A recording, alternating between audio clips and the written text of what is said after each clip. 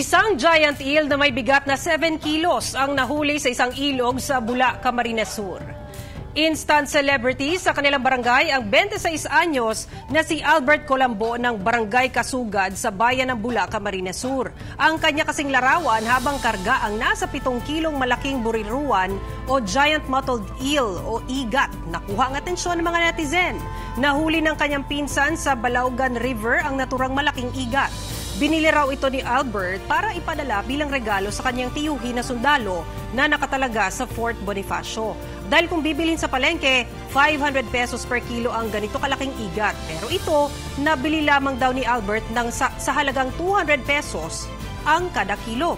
Hiniwa ni Albert sa 44 na piraso ang malaking igat. 8 piraso nito ang ginawa raw niyang paksiw, habang ibang natira na piraso inilaan na para sa kanyang tiyuhin.